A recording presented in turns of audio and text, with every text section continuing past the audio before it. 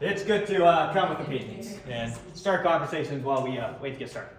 But now let's get started. So today we are focusing on Aristotle's ethics. Two things I want to briefly touch upon before we get into his ethics that we're going to come back and talk about. First thing is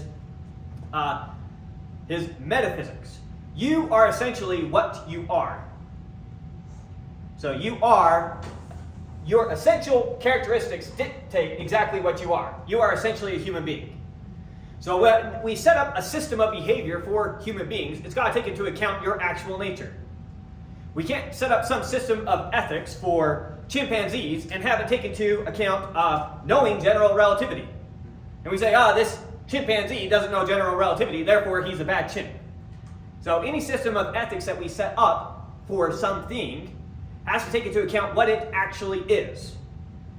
So its actual metaphysical reality. What it actually is and what it potentially could be. Because in short, what's Aristotle's ethics going to be? Depending on what the particular thing is, it has a moral obligation, to the extent that there is one, to fully actualize itself. What's the moral obligation of an acorn? To become an oak.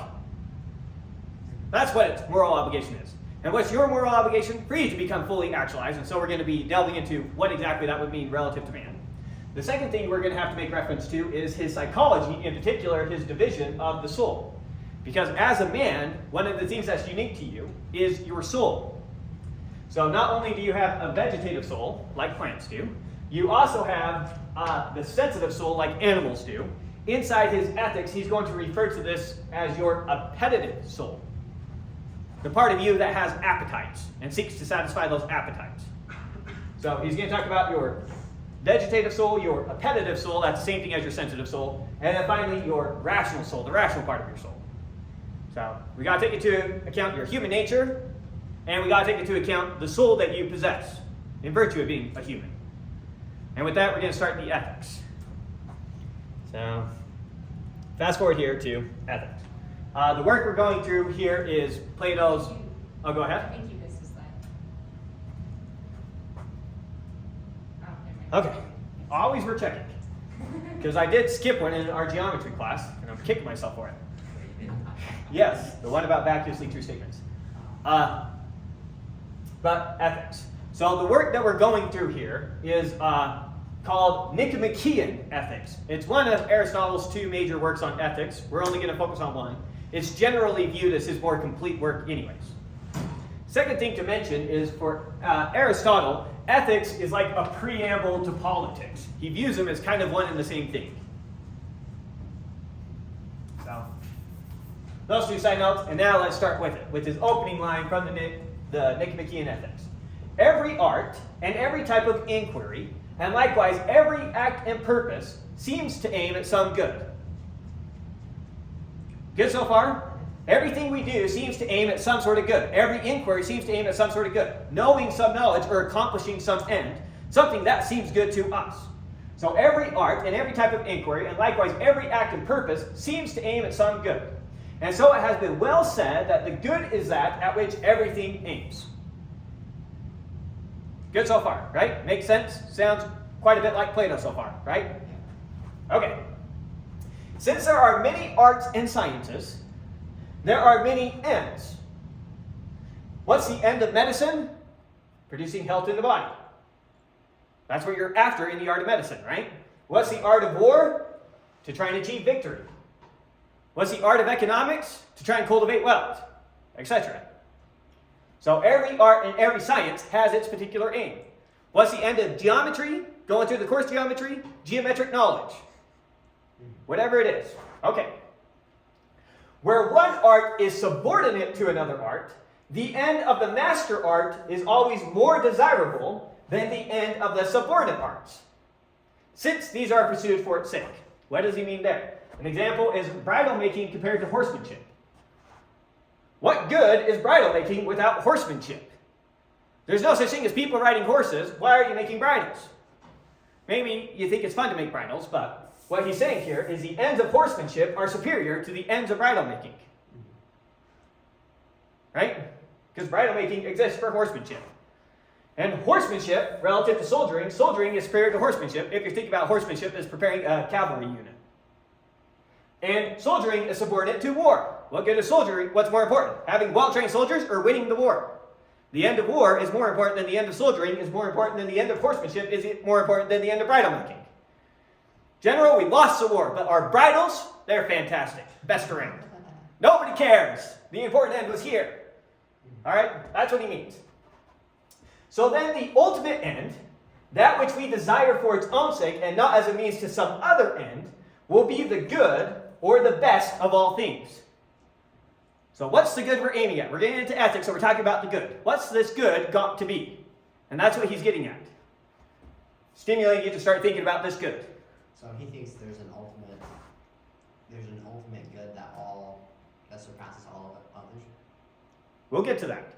He's not going to think that there's a good in the same way that Plato does. He's going to take issue with Plato's good. Okay.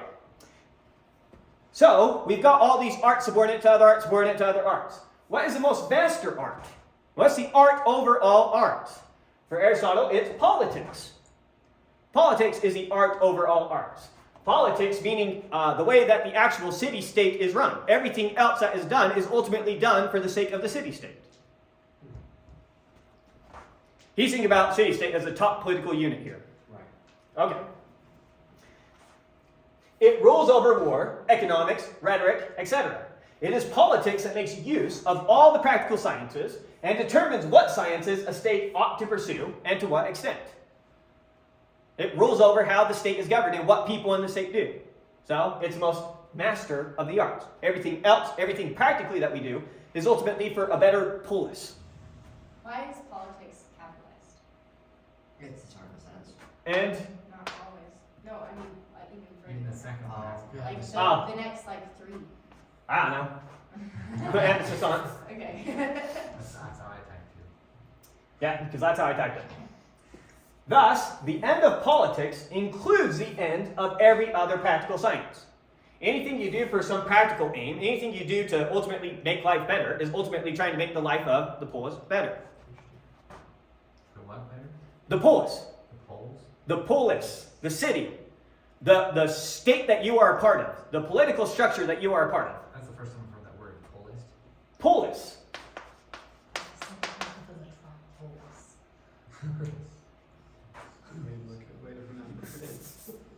The city. Oh yeah. The city-state. Okay. So that's the end of Paul. We said that. Well, a single man achieving this good, whatever this good is, this best of the practical sciences is, while a single man achieving this good is desirable, it is grander for an entire state to achieve this good.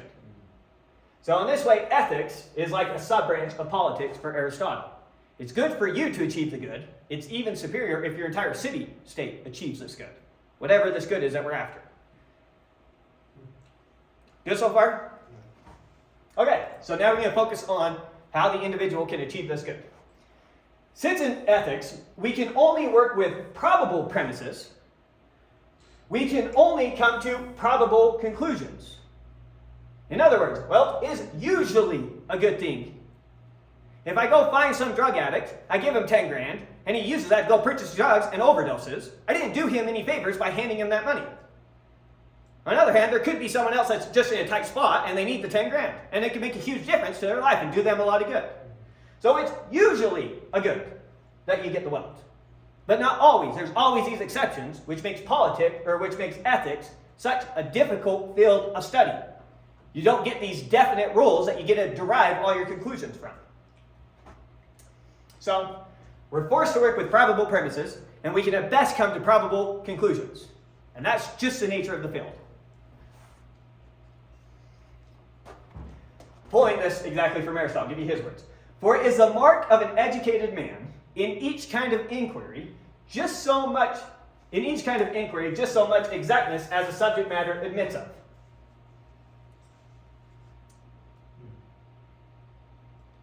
I think I'm supposed to have like to pursue there. To pursue just so much exactness as the subject matter admits of. In other words, if you are trying to prove the angle sum of any triangle is 180 degrees, and you go around like a scientist carefully drawing out your triangles and carefully measuring them, it's never going to work. That's not exact enough for what the mathematicians are talking about. They're looking for perfection. On the other hand, if you're a physicist and you're trying to look for this mathematical demonstration from Euclid's postulates that the Earth goes around the sun, you're in trouble. It's not going to work. Different fields require different types of premises. Some fields we can get perfection, other fields we get less perfection. And it's the nature of the field. And to mix those is a sign of an uneducated man. He doesn't know what those fields are. So while the premises of a theoretical science can be known by youth, the premises of a practical science are not exact, and so cannot be understood by youth. There is no objective set of rules for all practical situations. So I can take a youth and I can teach him Euclidean geometry. They can come to learn the postulates and we can just perfectly apply reason and go on our merry way. On the other hand, when it comes to practical matters, simple fact of the matter is life experience is your best tool for coming to understand the premises. And youth just doesn't have those life experiences. So a man is a good judge of things he knows, and a good judge without qualification when he receives a universal education. A man who's universally educated, we view them as pretty much a good judge on everything. Now, this is back in his day where that was a possible thing.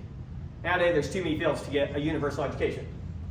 Hence, a young man is not qualified to be a student of politics, for he lacks experience of the affairs of life, which form the data and the subject matter of politics.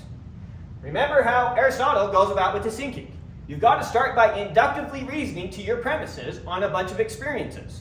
If you have no experiences of life, how on earth are you going to be able to inductively reason to your premises? So, Aristotle would find it abhorrent to see that we were teaching kids politics. You shouldn't be forming political opinions yet. What are you doing? You have no taste of life. Go and get some life experience, then we can start trying to form political opinions. In general, young people are more driven by emotions, while older people have likely learned to accord with reason in forming their desires. You're more emotionally driven. What does Aristotle think? He thinks that when you're thinking about some practical matter, you come to the conclusion of what you want to think, and then you'll force the argument in any way you can to come to that conclusion. Right? You want to go to that party. Your parents say, nope, that's a bad idea. You'll start arguing with them, and you'll take any wiggle room you can to come to that conclusion. You're not wondering, should I go to that party? Is this actually a good idea? No, you already know what your desires want, and you're just following them wherever they take you. Your parents, on the other hand, they know how to account with reason and not just follow that desire now. How'd they get that? It's not because someone showed them some great demonstration. It's through life experience. So, what is now the ultimate end? That which all men desire for itself and for no other. And here, Aristotle says, happiness. Here's a thought experiment. You walk over and you go to McDonald's, and you see a guy there flipping burgers. You ask him, why are you flipping burgers? And why might he be flipping burgers? To make money. Why does he want money? Buy a house. Maybe he's saving up to buy a house. Why do you want the house? So you can live. Family. Yeah, I want a future family. I want to be able to provide for him. Why do you want a future family? Eventually, he's going to be led to a conclusion, because I think it will make me a happier person. And Aristotle says, why do you want to be a happier person? That should get no answer. Happiness is the thing that you want in and of itself. There isn't something above and beyond happiness. Everything else is seen as a means ultimately towards that end. So this is the ultimate end at which we're all aimed. Trying to make ourselves happier people. Okay.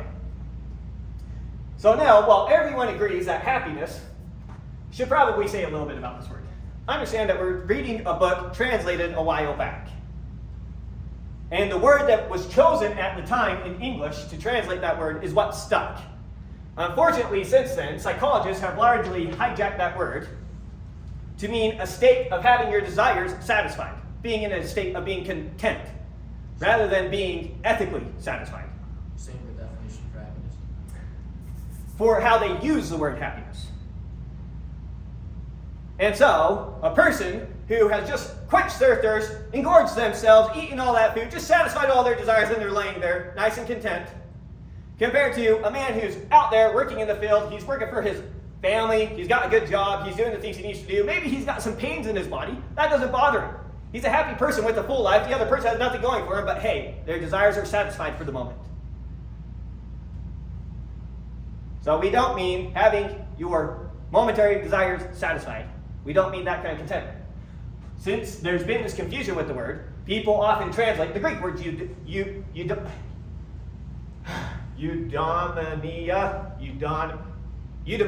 There it is. Eudaimonia. That's the Greek word that we're translating. The way it is currently now translated is typically flourishing, a flourishing life. That's what we aim at, a more flourishing life, or a flourishing life. So, but happiness for older books, which I'm okay with. In the book and translation I read, they used the word felicity Felicity. throughout the book. So, that would have been a more modern translation as well. So they're starting to change up the words because of how this word has become so commonplace that it's kind of degraded its meaning over time. And it doesn't hold the same status it once did. Okay, so while everyone agrees that happiness is the ultimate end, they disagree about what produces happiness. Some say pleasure, or wealth, or fame, or health, etc. Everyone has their own opinions. And even worse, people's opinions change with the winds oftentimes. And so the same person's opinion may change with circumstances. He may say health when he's ill, but something else when he's well. Right? Wouldn't that be desire though? Well, it doesn't matter. The point is what answer they'll actually give you. Yeah, some guy who's sick, I'll tell you, health, that's what gives you a happy life. Then he just lost a bunch of money in Vegas, I'm telling you, wealth, that's what gives you a happy life. And whatever the circumstances bring is what gives you a happy life. So what Aristotle's trying to do is he's trying to do a survey of what everyone thinks. And he's trying to come up with something that accounts for all these thoughts. So skipping forward, he's kind of able to fit everything roughly into 3 types of life that people seem to desire. So roughly speaking, the types of lives desired by men can be split into 3. There's a life of enjoyment, the life where the goal is to max pleasure, minimize pain. The life of enjoyment. There's a life, he calls it the life of a statesman, but here he means the life of honor. This might be like how you view Alexander the Great now. It's not that he was after enjoyment. Guy lived a miserable life most of the time. You wouldn't have wanted to live a day in his shoes as he was out on march. It was this kind of life he was out, seeking honor, seeking to immortalize himself. And then finally, the life of contemplation. The life spent seeking wisdom, knowledge. He says pretty much these 3 lives account for all the things you might say up here. Good so far? For example, it's really hard to have a life of enjoyment without good health. It's hard to lead a campaign in battle without good health. It's hard to focus on your algebra homework if you're puking. Whatever it is. So he says, broadly speaking, people seem to agree upon these 3 types of life, and it's got to be one of these types, if not all of them, that constitutes a good life. So just collecting the data. Now, the vulgar masses and even brutes, uncivilized people who never stop to think. Oh, go ahead. Just the connection, because we didn't go over that, or some of us weren't there last time. Brutes are the people who just go off of their instincts. So, strictly speaking, brute means a non-human animal. And a brutal person is a person who never exercises the reasonable part of their soul. It's typically what you mean by someone who never stops to think. They just go from one thing to the next. Very reactive. Very reactive in just satisfying whatever's occurring to them at the moment. Whatever impulse. Right. So the vulgar masses and even the brutes, the uncivilized people, say the life of enjoyment is a happy life. So that one seems to get the most votes for it. The life of enjoyment. Max pleasure, minimize pain. Does wealth fall under that? So we had to sign up for wealth, but let's address it now. The life of pursuing wealth, you don't actually want wealth. Wealth is only a means to an end. You want that? I say, I'll give you a $10 million check, just never use the money. I'd still take it. You still take it? Yeah. You want to just keep that piece of paper? Or I give you $2 trillion, but I put you on an island isolated from everyone else, so you have no one to exchange it with. You can burn it. Keep yourself warm for a little bit. So you don't actually want the wealth. You want the wealth as a means to purchase things. Yes. Yeah. And so it's those things you want. And many of those things you want to purchase because you think that they'll bring you pleasure. Or maybe that number, it just makes you feel good about yourself. And it's bringing you some fame and a little bit of glory. Ah, he's a rich guy. What do you want from it? You can classify it under both though. Right, the point is, it's not the wealth directly that you want. You want it for some other end. Yeah, I see what you're saying now. So wealth is strictly just a means. You never want wealth just for the sake of having wealth. So, we talked about those who focus on life of enjoyment. Now, of those who say the statesman's life is to be preferred, the one composed of honors, the one where you seek out honors, of those who say the statesman's life is to be preferred, the lesser of them say it for its own sake of honor, for the sake of honor. So that's one reason you could choose this life. But Aristotle notices that there's actually something noble in people who pursue this kind of life. And some of them, the better of these men, use honor as a gauge of their own personal virtue. They assume that if they're being honored, it must be a sign that they are cultivating virtue correctly. Who better to inform you that you're cultivating virtue than those over you who are supposed to know and are going to give you those honors? They assume that their receiving honors is a sign that they are accumulating virtues. In the latter case, then, they view happiness as a product of cultivating virtues rather than as a product of receiving honors. And receiving honors is somehow secondary to that. Make sense? Yes. Okay. And then you notice we're not going to talk about the contemplative life because he talks about that last. I have a question. Go ahead. Does that mean if you find happiness in virtue, it's in the people who do it for honor and not the contemplative? No. It just means that there are people who seek honors, but their motive for seeking honors is because that's how they validate to themselves that they've accumulated virtues. So I might try and get some honor by being exceptionally courageous on the battlefield. Okay. And it's not because I actually want people to praise me as being very courageous. It's I want to confirm, am I actually courageous? Because it seems to be the case that there are those types of people. Isn't there a little bit of overlap, like for those who are to the better of the statesmen? Sorry. You might think about it as the Like, lesser here just want to be famous. Yeah, some who want to just have honor just for fame or whatever. Isn't that more so for the like pleasure or enjoyment of life? You can think about it that way, but when he talks about pleasure or enjoyment up here, that would be more like satisfying desires, like taste and stuff like that. Okay, yeah, makes sense. So that's more of like an internal desire, harder to pin down exactly what that is. Because you might also have a desire to learn. He's not including that in this category. That's going to be included in the contemplative. So yeah, he's just trying to make these categories to classify these people. And with the way we use words, it's always hard to say exactly how they narrow them down. So you have to kind of try and figure out what he means by the words. Any other questions so far? Okay. We've talked about that. Okay. Some may be tempted to say, what about the life in pursuit of wealth? As we saw. But as money is just a means, it cannot be the ultimate end. What they ultimately want the money for is what they view as producing happiness. You wouldn't want the money if you couldn't use it to get anything else. Okay. So now that we've covered what the many think about happiness, we will start an analysis of what happiness is, keeping in mind that it is the greatest good of the human life, right? That's the good that we're all targeting at. Everything else is a means to an end, ultimately for happiness. The guy at McDonald's, he's doing it to get the money, to get the house, to get the family, to be happy. That's what we mean by Does it. that mean that there's one best way to achieve it? It means that if there is a common good that all of us should be targeted at, then there's a common path that leads towards it. Yeah, but there should be one set path that achieves that. One common path that leads to it. You have to be a little bit careful here. Look, it's okay for me to say human beings should eat food. I cannot say human beings should consume this many calories a day. Because the right amount for you isn't the right amount for me. And so you have to be careful with your precision here. So that's why I'm saying a general outline, the same guiding principles. Yeah. Okay. So now we're ready to talk about this greatest good of human life. And now we're going to be a little bit critical of what Plato said. So Aristotle takes issue with Plato's universal good. He doesn't think what we're aimed at is the universal good, the good with a capital G that Plato was talking about.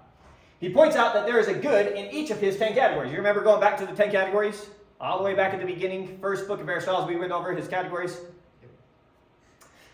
yet substance is prior to the other categories. So let's go back to our square that I told you never goes away with Aristotle. We had in, we had not in, we had predicated, and we had not predicated, right? Now what was not in and not predicated? Your individual predicators. Your primary substances, individuals like you. What was predicated and not in? Your universals. Your secondary substances, your universals whose instances are particular things. So here's where the universal man exists, and particular man exists down here. Now these two together were the category substance. The other 9 categories all fall into these two. They all have to be in something to exist. And so they are dependent upon that thing that they're in to exist. And so substance is prior to the other 9 categories. That's what he means there. So, Aristotle, say this again. Aristotle takes issue with Plato's universal good. He points out that there is good in each of the 10 categories, yet substance is prior to the other categories. And so that would be making good prior to good. Good with a capital G prior to itself. And then he points out how we can talk about the good in each of our 10 categories. Consider when we apply good to God. That's not the same thing as we mean when we apply good to reason. Oh, that's a good reason for thinking that. That's not the same thing as we mean when we apply good to opportunity. Oh, this is a good opportunity to do this. Or when we apply good to taste. He has great taste. He has good taste, etc. So in each of these categories, they have their own particular good. So he's given a couple arguments. One, if there were this one good, you have good prior to good. Doesn't work. Because all the categories aim at have some good in those categories. And yet, 9 of the categories, one of the categories is prior to the other 9. So that's one way that he does away with this good. Second one, each of the categories has goods that they talk about, and those categories don't overlap with each other. You can't start out in one category and work your way into another category. Next, if there were only one good, there would be only one science which aims at that good. Remember, every science and every art aims at a good. If there were one good, then there would be one science that aims at that good, and we'd be done. And there should somehow be a way of connecting Euclidean geometry with Newtonian physics. And we don't need those as separate fields. Whatever the good is that we aim at, they all aim at the same good. But that's not what we see. We see a bunch of different fields. We see the field of medicine, and it aims at the health of the body. And we see geometry, and it aims at geometric knowledge. And we see physics, and it aims at knowing the things of this universe or whatever. Yeah, but those all have, like, health of the body and geometric knowledge. Here's the way to think about it. Here's my postulates of geometry. Here's physics. I have to start with Newton's laws. Right. As fresh postulates. Okay, that makes sense. Okay. You're both, a person would learn those things to be happy, both of those things. Well, he's just criticizing Plato's use of the good for everything. Okay. Plato thinks everything ultimately aims at this one good. And that's the purpose of everything. And so there's a purpose in geometry, there's a purpose in physics, there's a purpose in medicine. And what's the purpose of all of them? This one form of the good. It's what creates all purpose in the universe, according to Plato. Aristotle says, no, there's a bunch of different goods. But at the end of the day, the only thing you're worried about is being happy. So, and then there's a good of human life. Oh. So that's one of the goods. And the good of a human life is not the same thing as the good of an acorn's life. And does he have a concept that things exist to support the human life? Like the acorn grows into a tree. He would not say that the acorn exists, that the oak exists to support human life. He would say if you fully actualizing yourself requires you to cut down that oak, cut it down. You have an obligation to fully actualize yourself. And that acorn, if spreading out its roots more will cause it to grow better, it has a moral obligation to the extent to make choices, it obviously can't, to do that. And to maximize itself as an oak. So he doesn't have any concept that the oak tree would be there to provide food or something for people. For him, all purpose is innate. Your purpose is entirely within you. I see. And so I can't exist for your purposes, and you can't exist for my purposes. So something couldn't exist just to make me happy. Right. And we're already setting down some of the philosophical framework for you're not justified in expecting someone to sacrifice for you. You can't require sacrificing some individuals for the sake of the state, for example, which Plato would have argued for. So your purpose is entirely within you. It's innate. Okay. So next, if there were one good, there would only be one science which aims at that good, rather than the several different sciences. And he takes several more issues with this. And then he goes on in typical Aristotelian fashion, and he says, even if Plato's right, we don't care. So that's what this next line is. Furthermore, even if I'm wrong, I being Aristotle, even if Aristotle is wrong, and there is one universal good, the good we are interested in is the good of human life, not the universal good. So even if there is that universal good, Plato, you were wrong to make your ethics centered around it. We should be focusing on the good of human life. Well, what if the good of human life was the universal good? So he already thinks that he's argued against that being the case.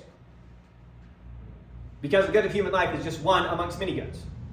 And so if there's this ultimate good, from which you derive them all, we're still just caring about this one. Is there a reason that they have to be separate? Like Yes. in this So case? here's what Aristotle would say. He would say, let's say that I only take into account, in designing an ethics for you, I only take into account that you're a living thing. And I ignore everything else about your humanity. Then I have created an ethics for living things, not for humans. And so the ethics I created for you is just as applicable as it is to cats, is just as applicable as it is to trees. Right.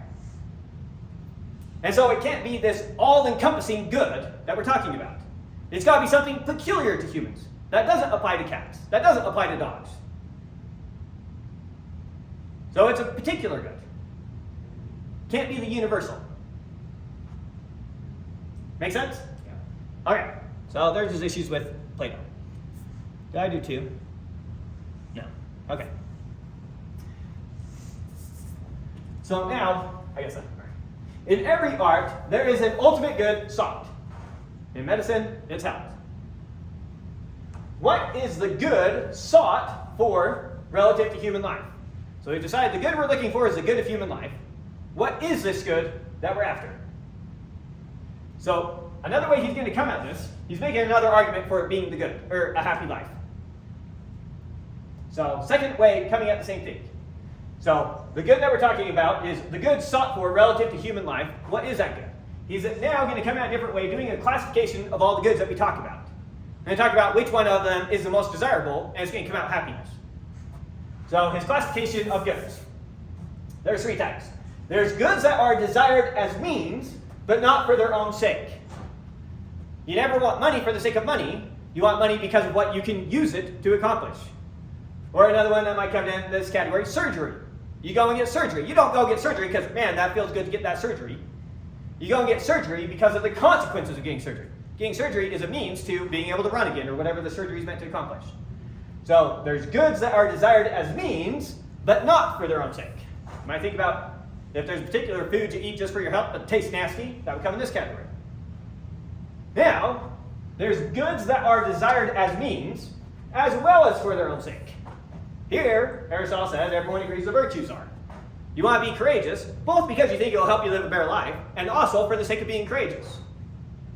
Another one we could put in this category is good tasting food, food you enjoy tasting.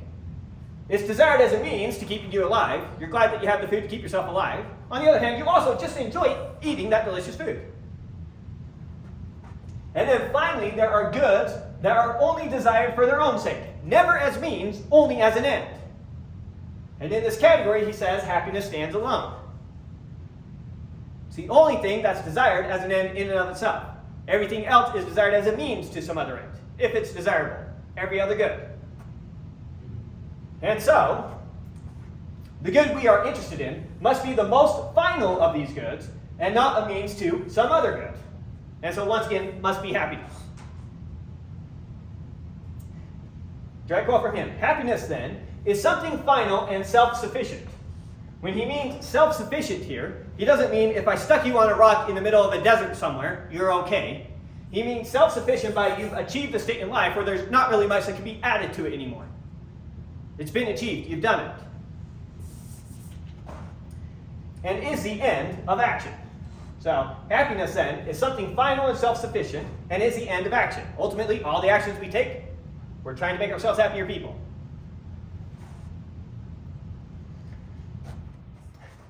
Now, mentioning the metaphysics a little bit here. Remember that everything is matter and form. And that by its very nature, everything seeks to fully actualize itself.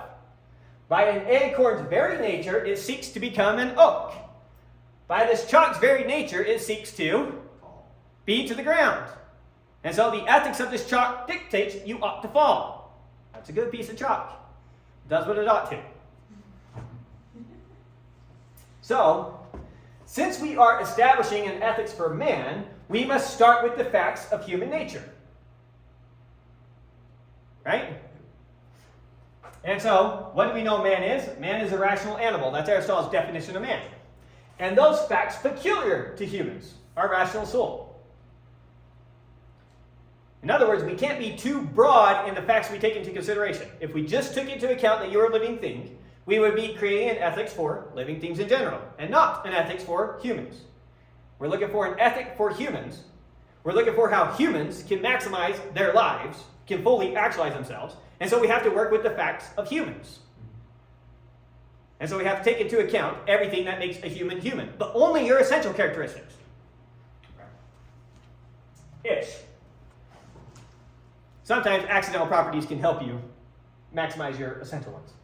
But so, the good of man is the active exercise of his soul's faculties in conformity with excellence or virtue. The good of a man is the active exercise of his soul's faculty. Remember what soul is for him?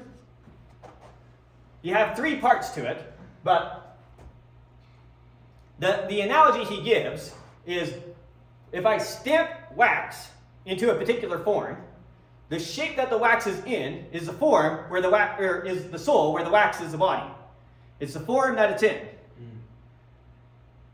The way he actually said it is soul is the actualization of a body's potential for life. Oh, that's right. That's his actual verbiage, which can be a bit to consume. It's a body that's alive. Yes, take a body that has a potentiality to be alive and make it so, and you've got a soul. Oh, right. Okay, so that's what I mean by soul. So the good of a man is the active exercise of his soul's faculties, right? If you're not exercising your soul's faculties, you're sitting there like a vegetable, doing nothing. So the good of man is the active exercise of his soul's faculties in conformance with excellence or virtue. Those two kind of go hand in hand in Greek thought. Or if there be several human excellences or virtues, in conformity with the best and most perfect among them. Moreover, to be happy takes a complete lifetime, for one swallow does not a spring make. What does he mean by that? So this is a common expression at the time. For one swallow does not a spring make. When you would see a swallow, that would be a sign that winter is coming to its end. The hard times are over. Things are now going to be good. Seeing one swallow, that's not enough to say winter's over. The hard times could still be here. So in other words, it's not enough that you just have a few good days and, I must be living a happy life. No, tragedy could be right around the corner, and when it's all said and done, you could have lived an absolutely miserable life. That's what he's saying there. Make sense so far? Okay. So, next, Aristotle considers the wisdom of the past, keeping in mind that, with a true view, all the data harmonize, but with a false one, the facts soon clash. We're coming up with our theory for this ethics. We're coming up with our theory for how man ought to behave. Not only should we be considering what people currently around us are saying, we should look at what were considered wise men in the past, see what they're saying about it, and if we're right, they should somehow be confirming to us that we're right. It should somehow include what they're talking about. So he's trying to get all the data he can. He's getting the data of his contemporaries, what they think a good life consists of, and now he's going to look back at past philosophers and see what they have to say on the matter.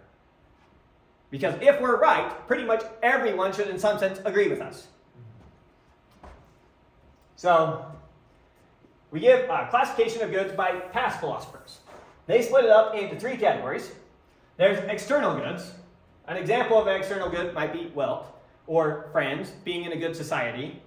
That's examples of external goods. There's bodily goods, like your health. Maybe you work out, you keep yourself physically strong. That would be a bodily good. Things contained within your body.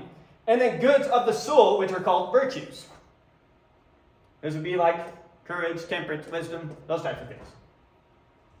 Of these, the goods of the soul are viewed as being supreme, according to past philosophers. In general, past philosophers claim moral virtue, prudence, wisdom, pleasure, and external goods are all associated with happiness, and it is not probable to Aristotle that they are completely wrong. So whatever our view of a happy life is, it somehow has to include all these things. Otherwise, we're likely missing something. Good? Okay. So, with those who identify happiness with virtue, or some one virtue, our account is already in harmony. Because we already said, what is a happy life? It's activity of soul in accordance with virtue, basically. So, we already agree with them. For to virtue belongs virtuous activity. And we said, virtuous activity, that's what is conducive to the happy life. The chief good is not just in the possession of virtue, not having it potentially, but in the actualization of virtue. Virtuous activity. In other words, what's better? For you to be asleep, but to have achieved the position of being a courageous person, or to actually be being courageous? That actual activity, he's saying, is superior to just achieving some state and then being inactive. So I'll say that one more time. The chief good is not just in the possession of virtue, having it potentially, but in the actualization of virtue, in actual virtuous activity, which is what he included in his definition. Okay. So, since a virtuous person takes pleasure in virtuous actions, then their life is also a pleasant one in and of itself. Make sense? A just person actually enjoys being just, carrying out just activities. Furthermore, Aristotle points out, they also enjoy witnessing the just activities of other people. And so there is a pleasure associated with their life. They're not hiding from pleasure, these people who cultivate virtue. They're getting a pleasure out of that, something that they actually enjoy. So, they do have pleasure in their lives.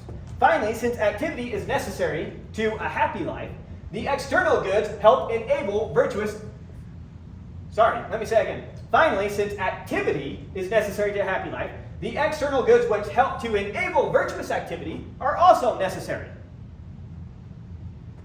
In other words, you might think it's good to help someone in need. You can't help them in need if you don't have the means to help them. And so having that is a good thing. Why? For the activity that you're ultimately going to carry out. For it is impossible, or at least it's not easy, to do noble acts without the proper equipment. For which reason some identify happiness with good fortune, though others identify it with virtue. So for Aristotle, you need good circumstances around your life in order to live a happy life. You need external goods. Doesn't that conflict with what Socrates believed? Yes, he is not in agreement with Socrates. So Socrates would largely say, wealth, take my wealth. You didn't really hurt me by taking my wealth, and you didn't really help me by giving me wealth. And so wealth really isn't a good or a bad thing. Aristotle says, no, for the most part, wealth is a good thing.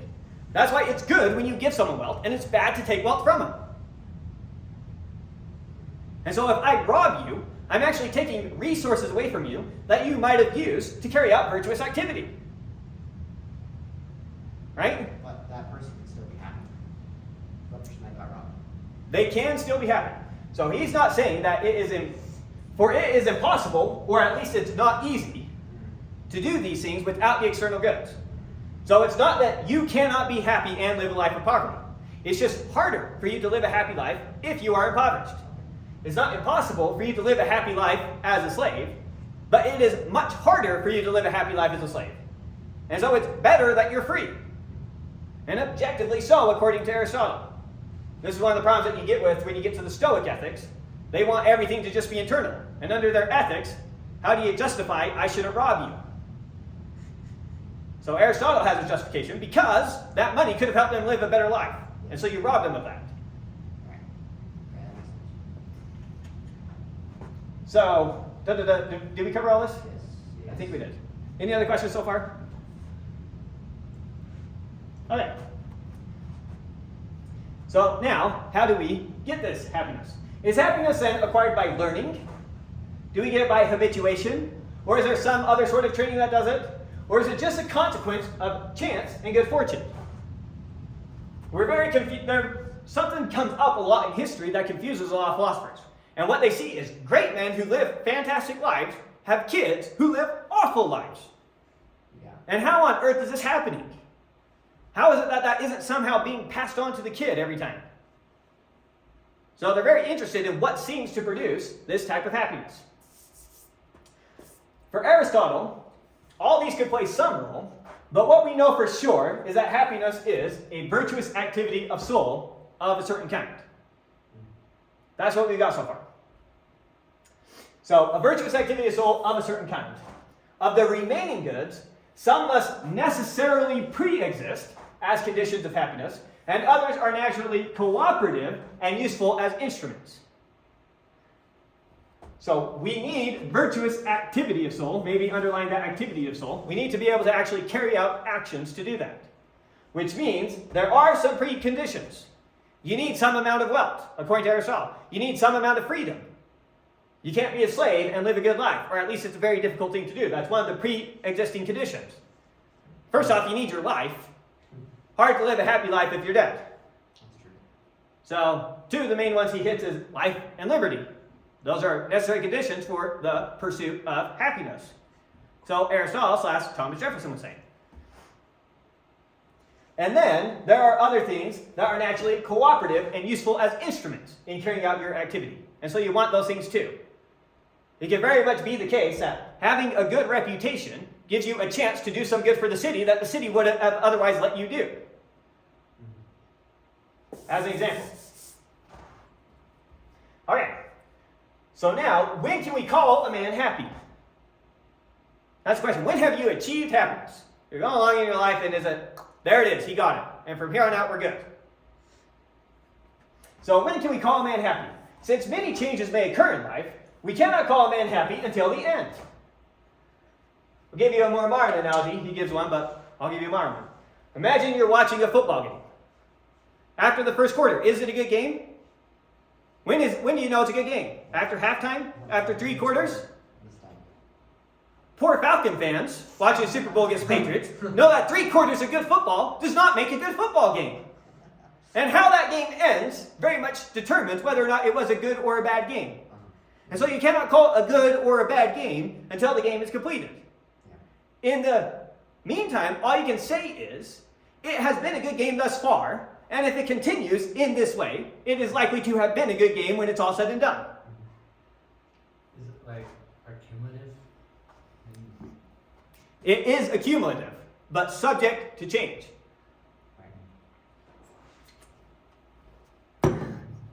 And how it all ends very much matters.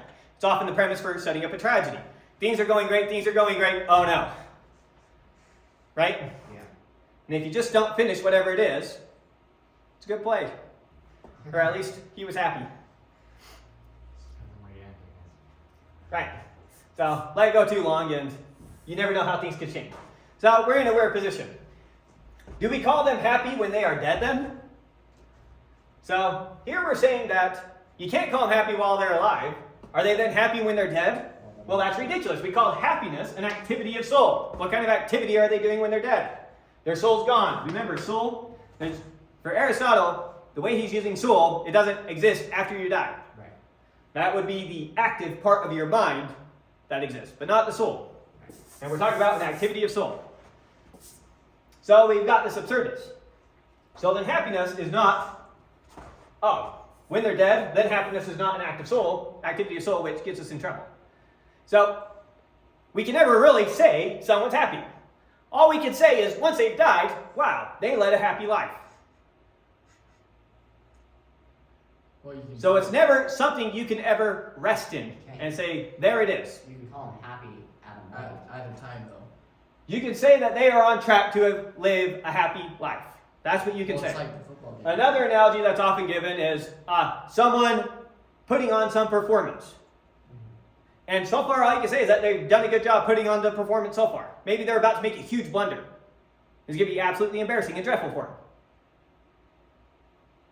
Yeah, but at a certain point they are happy. They can be enjoying the way things are going, and they can be happy with the progress, happy in a more colloquial sense of the word. They are satisfied with the progress that they are making. But when we're going to say that they live a happy life, that's a determination that we can't really make until they're dead. Or at least they are so set in their ways that it is almost beyond probability that they can screw anything up for themselves at this point. If you were to say they had a happy day, though, you could accumulate the happiness levels of their day throughout the day to determine that. So happy life, happy day, happy year, happy month, like it's all just relative to a time range. Right, you could say, you know, this one play, that was a good play in the football game. Was the overall football game good, though? No. So we're interested in the good of life, not the good of a day. Yeah, but days make up the life. Days do make up a life. You are correct. And so we want to try and live each day to make our life as happy as possible. You could even say a happy city could be the accumulation of all the people there and the life of the city. Right, but a happy city, that's just reducing the question, what's a happy city? It's the happy people. Now we're back to when's a person happy? And the life of the city. But comes back to the same question. So we have this problem, and it's not something that you can rest in. You achieve happiness and you can be, I'm done. There it is. Right. And the second you achieve the happiness is when it's over.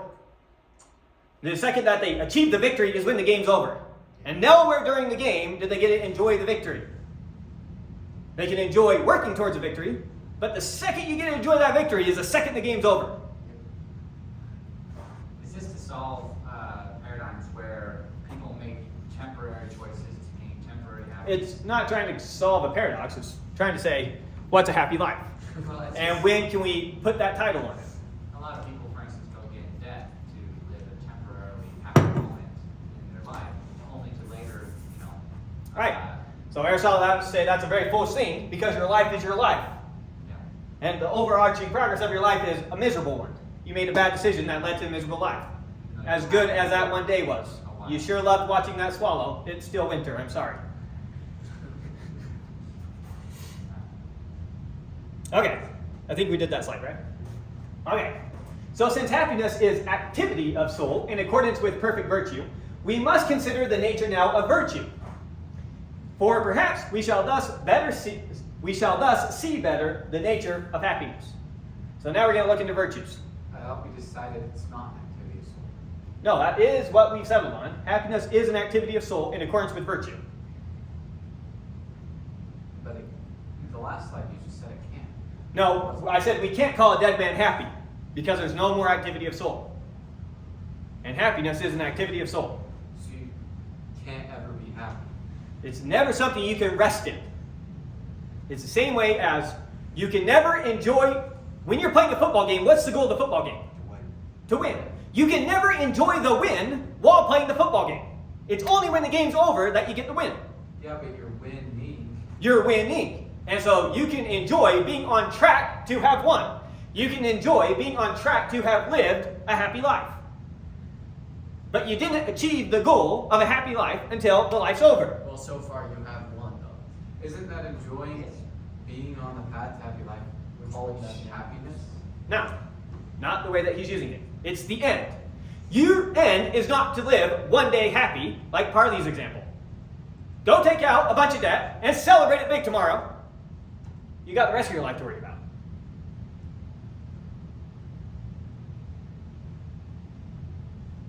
Right? Or to bring the football analogy, a quarterback might rush and get that first down now, but he took that hit, and he risks getting injured for the rest of the game. Yeah, enjoy the first down, pal. Now you're going to throw an interception come the next quarter. So the goal is the victory at the end of the game. It's not to be on track. I mean, you can look at that as a goal in between, sure. Keep the lead, keep the lead, keep the lead, that's good, as a guiding goal. So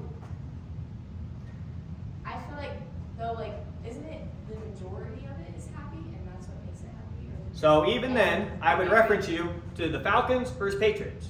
Falcons were killing them first three quarters. Final quarter, Patriots came back and won the game. The majority of the game, the Falcons were winning. The majority of the games, the Falcon fans were happy, the Patriots fans were angry. When it's all said and done, we're still smiling. They're not. So it's about that final goal. The final goal of a football game is victory. That's what it is. You bring generational happiness. Right, so he talks a little bit about that if you're interested. He says it's kind of hard to think that the success of your kids, even after you die, has no effect on your happiness. And he doesn't really like that aspect to it. He's always got a little bit of wiggle room in everything he says. So that's one of the very things that he says he doesn't really like very much. And so if they have some effect on you, we can't think it's too much of effect if you've already achieved this happiness, because part of that would be your kids are on a path to do that as well. Right. Like, for instance, you could go get in debt, live your life, die, and supposedly be happy, but let's say now your children, your parents, your family, or your wife is in charge of it. Whoever's left with it.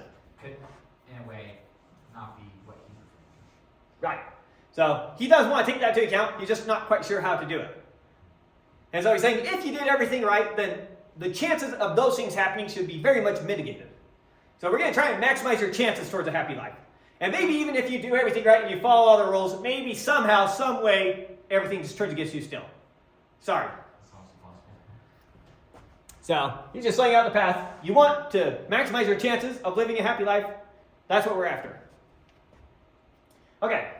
Let's see. Since happiness is activity of soul in accordance with perfect virtue, we must consider the nature of virtue, for perhaps we shall thus see better the nature of happiness, since it's consequence of virtue. Aristotle divides the soul into three parts. We've already talked about this. The vegetative part, which takes no part in virtuous action. Right? Your vegetative soul. How your heart beats has nothing to do with how happy you are, how virtuous you are. Sorry, not happy, virtuous. You need to be alive, so this matters. But it doesn't make you a more virtuous person to have a faster, slower heartbeat. Or how you breathe, the vegetative part of you. The appetitive part of you, that's the part of you that has desires. That very much has an effect on virtue. And then the rational part of you, which reasons. That also comes into play with virtue. So only these two parts of the soul matter when we're talking about human virtue. Make sense? So we're going to focus on those. We're going to talk about virtues that relate to this part of your soul, and then virtues that relate to this part of your soul, and that's a split up. So as there are two parts of the soul concerned with virtue, so there are two types of virtues. Aristotle is going to call them the intellectual virtues, which relate to the reasoning part of your soul, and then moral virtues, which relate to the appetitive part of your soul. And that's going to be his split up here. Just Intellectual virtues and what was the other one? Moral virtues have to do with your appetites, your desire for pleasure, and your desire to avoid pain. Intellectual virtues have to do with your capacity to reason. Okay, so more to do with the feeling of morality, and the other one's more to do with the intellectual reasoning of... That's not a terrible way to say it. Okay. That's pretty good intuition. Okay, so virtue then, being of two kinds, intellectual and moral, dealing with the reasoning part of your soul and the appetitive part of your soul, the part that has appetites. Intellectual virtue is, in the main, owes both its birth and its growth to teaching. Right? How do you cultivate intellectual virtues? Typically through education. So intellectual virtue, in the main, owes both its birth and its growth to teaching, for which reason it requires experience of time, while moral virtue comes about as a result of habits. Whence also its name, ethica, is one that is formed by a slight variation from the word ethos, or habit. So, ethical person is a person of good habits. We call this work ethics. Aristotle did not call it ethics. What do you call We don't have names for what he called these things. it? Like we talk about the prior analytics. That's the word we found before the work we called analytics. Metaphysics, that was the work we found after we found physics. So, that one he even names. He calls it first philosophy. For some reason we call it metaphysics now, as an accident of history. So, then none of the moral virtues exist in us by nature, since they're habits. You're habituated towards it. If it's a habit, it's not something that you get by nature. For example, you don't have a habit of having your heart beat. It's not a habit you have. Right. Okay. So we're talking about intellectual virtues and moral virtues. All moral virtues are going to be habits. So, then none of the moral virtues exist in us by nature, as a thing cannot be habituated against its nature. You cannot train an acorn to become a willow. You cannot train a rock to fall up. Throw that rock up all you want is the example he gives. You never train it to fall upwards. It can't go against its very nature. So since habits are formed, you form a habit, you are not endowed by nature with certain habits one way or the other. So, then none of the moral virtues exist in us by nature, as a thing cannot be habituated against its nature. Neither by nature, then, nor contrary to nature, do the virtues arise in us. Rather, we are adapted by nature to receive them. We are so constituted in our natures to be able to adopt good habits, moral virtues, and to adopt bad habits, which he would call moral vices. Good so far? Just talking about habits. So the virtue or the vice comes to us by exercising them. It's in doing them over and over again that we cultivate the virtue or the vice. How do you become courageous? You do a lot of courageous acts. That's how you become courageous. How do you become honest? You do a bunch of honest deeds. That's how you become honest. So the virtue vice comes to us by experiencing them. Exercising them, thank you. In the same way, a good or bad lyre player is produced by playing the lyre. So too, we become just by doing just acts, temperate by doing temperate acts, etc. Someone who never plays the lyre, we don't say you're a bad lyre player. We say they don't play the lyre. And oftentimes you hear a teacher say about their student, they don't have any bad habits yet. Fresh start. Yay. Right? In the categories, we discussed how the contrary of a good is always an evil, but that the contrary of an evil may or may not be good. And this is through defect in access. I think the one we talked about is eating. So this is eating 0 calories a day. This is eating 20,000 calories a day, or whatever it is. And the good amount for me, somewhere right there. So what's the contrary of eating too little? Eating too much. Both evil. So the contrary of an evil can be an evil. But what's the contrary of eating just the right amount? Eating that. What's the contrary of eating just the right amount? Eating it. Some people would say eating too much. There isn't this, here's how you derive the contrary. It's just a matter of how we use the speech. And that's what most people will probably say. What's the contrary of eating too much, or eating just the right amount? Eating too much. Right? Yeah. So the contrary of a good is always an evil. I just realized might be a flaw in this statement that the contrary of good is always evil, because there could be two goods in two different parts of that range. So pick two goods that an evil lies between. What do you mean? I'm saying it could be evil, good. Give me an example where that happens. It could exist. So Aristotle didn't know where it existed. He's going to classify what are commonly seen as the moral virtues. And every single time he's able to place a moral virtue on a mean. He's basically getting at what we typically mean when we say moderation in all things. Somehow there's this middle ground that's the good. And any good thing can be taken to an extreme one way or another. Those extremes are the evils, the middle ground is the good. And he's going to do that with the moral virtues here, in a more precise way. Sorry, go ahead. I was just going to say, I have to think of, I'll maybe get back to you on You said the same thing to me last year. that. There could be two goods. Yep. Really? Yep. And you were going to see if you could think of one. I didn't think of one. So let me know if you do. I'm actually curious. Is negation the same thing as a contrary? So contrary is a more vague term. Negation is well defined. We know exactly what someone means by negation. And don't get confused by a contrary and a contrary statement. Contrary statements are two statements that can't both be true. And then there's contrary, and it's just a more Opposite? ambiguous term. Yeah, when he was getting at what people mean by opposite. What's the opposite of white? Black. What's the negation of white? Not black or not white. Not white. So in that case, they're very different. But they could also be the same. If I take the negation of a statement, would that generally be the contrary to that statement? The negation, I don't know. Because the problem is contrary isn't well defined. Right. Would someone accept that not white is the contrary of white? Or do they say, no, it's black? What are you talking about? So that one's more just how people are using the words. Negation, well defined in logic. And so your opinions are irrelevant. Contrary, we gotta just get a sense for what people mean by the word. So why is he using the word contrary and not something more concrete? Contrary, when we talk about it being opposite, because it's not a negation. We don't get that much precision. But the negation of a good would be an evil. The negation of a good would be an evil, and you'll have to tell me what it is. Let's talk about eating just the right amount of food. Okay. What's the negation of that? It's somehow including everything else, and it's a very broad term. It's hard to work with it. If you have a statement, I am eating the right amount of food. Right. The negation of that would be. I'm not eating the right amount of food, which could include this extreme over here or this extreme over here. Well, that works. And it works, but now it doesn't give us much to talk about. It's not the negation, as in it's not talking about a particular thing. It's talking about a lot of particular things. What would the negation of an evil thing be a good thing, or could that be like contrary?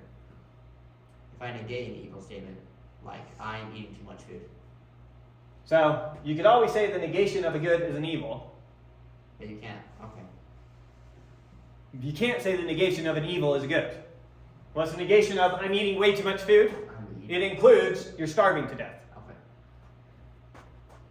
Okay. Okay, that works. So, for me. contrary. Okay, Less precise than that. that makes sense. But there's good intuition as to what's meant. It's not an accident that everyone says the contrary of black is white. Right. Okay.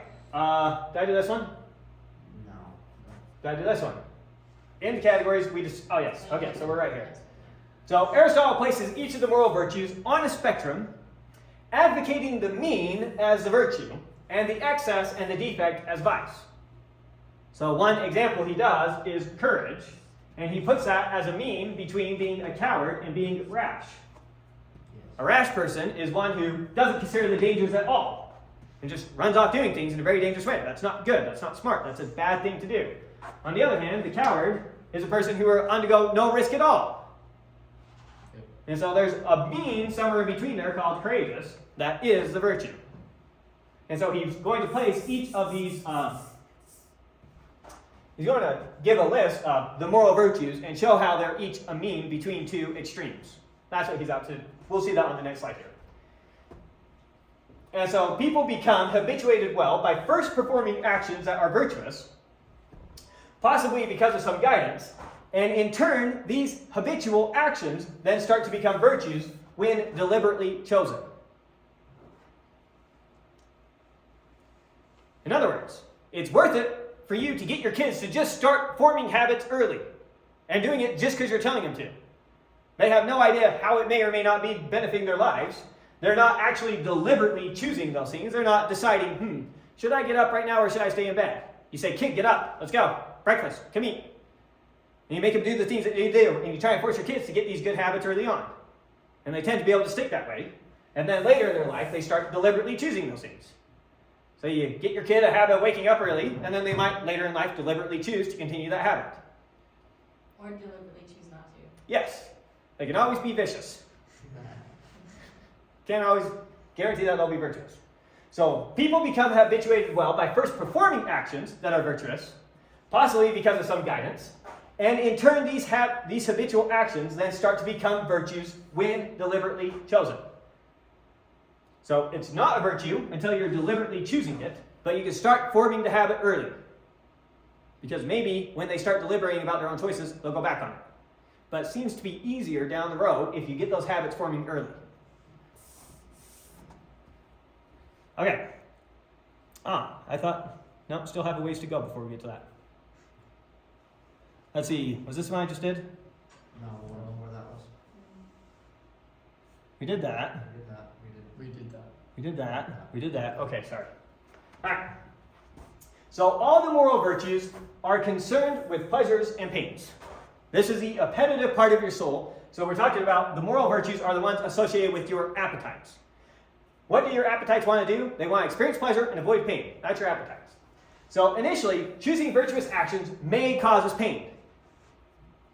Right. So as we become habituated towards virtuous action, they will begin to cause us pleasure, and their corresponding vices will cause us pain. Hence, we ought to have been brought up in a particular way from our very youth, as Plato says, so as both to delight in and to be pained by the things that we ought. For this is the right education. So that's how he thinks you ought to raise your children.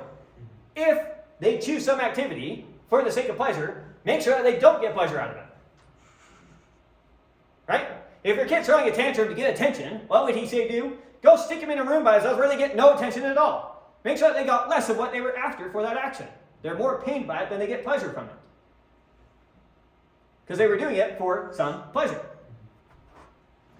And he says that initially choosing it may cause us some pain, but then when it becomes a habit, we actually get pleasure out of it. Imagine you formed a habit of waking up early. And I told you, no more getting out of bed early. We're done with that. So you wake up at 6 a.m. and I tell you you can't get out of bed till 9 a.m. That's a very painful experience. You don't want to stay there. You want to get up and get going. Yeah.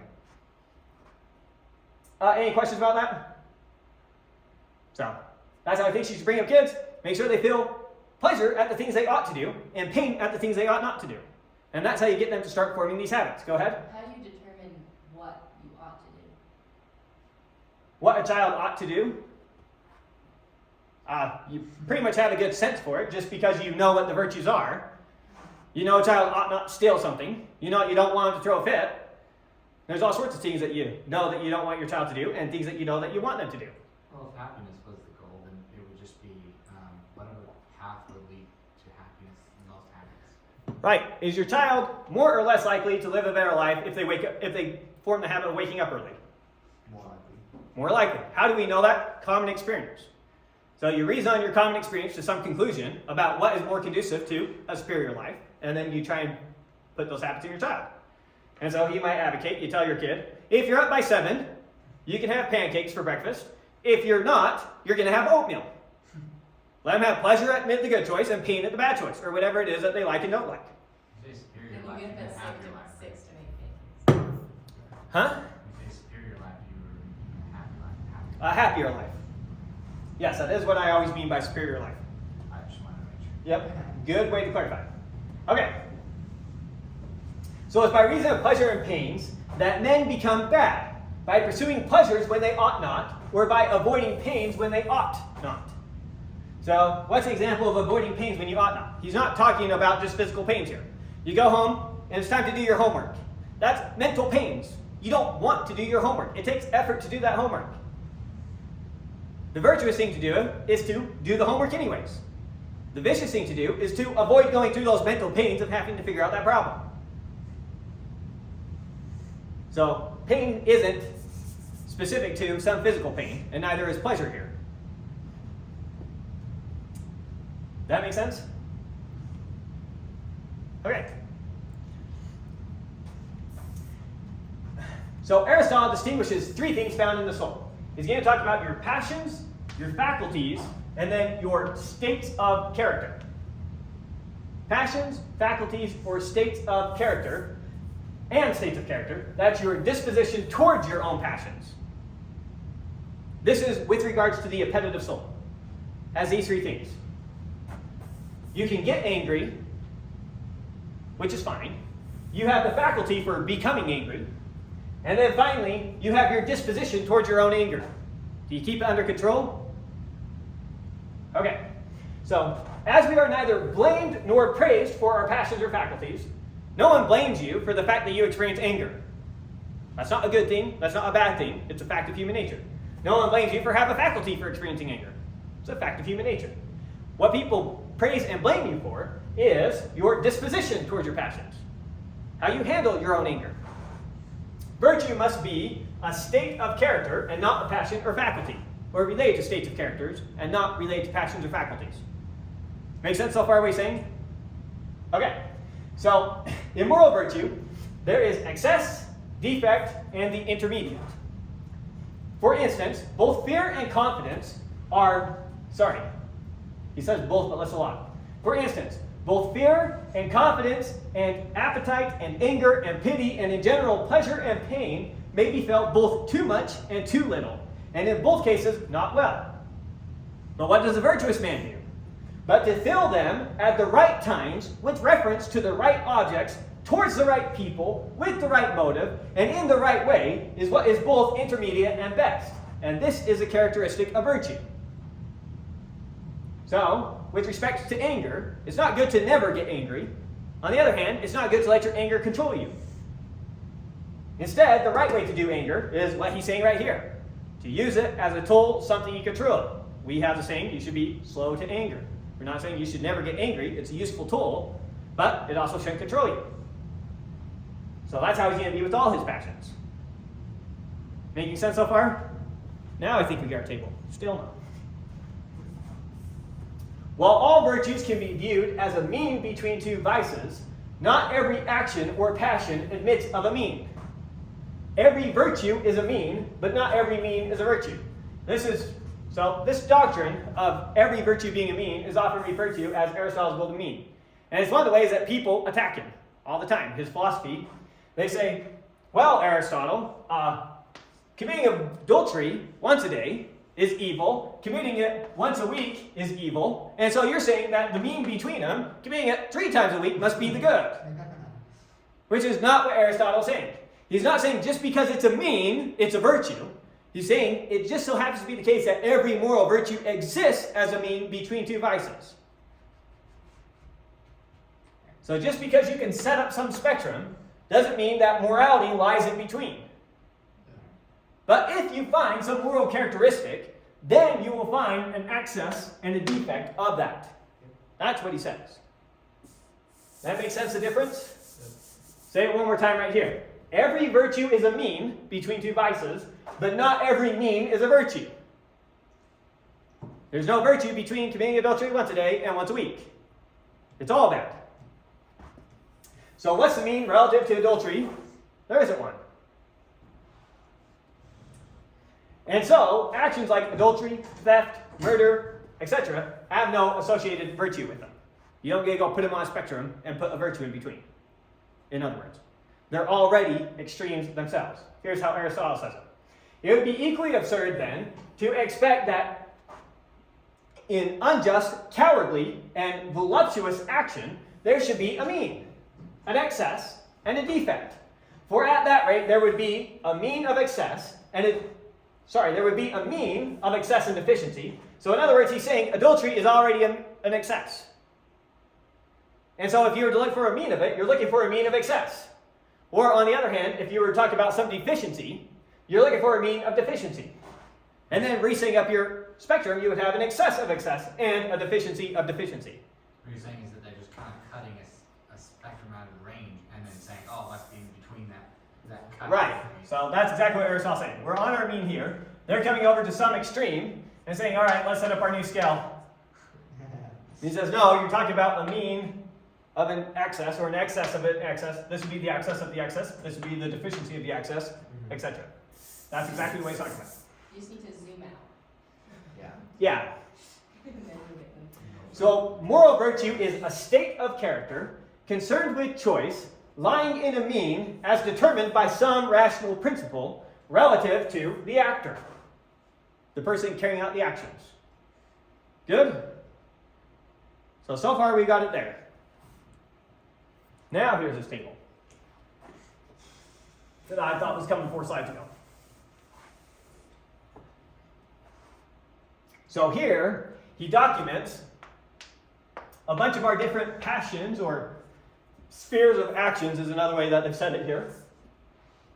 And then, what the excess of that is, what the mean of that is, and then what the deficiency of that is in each case. Showing that these virtues lie on a mean between two things. So basically taking what most people have said, here's your virtues, now show me how they're a mean between two vices. And here he goes.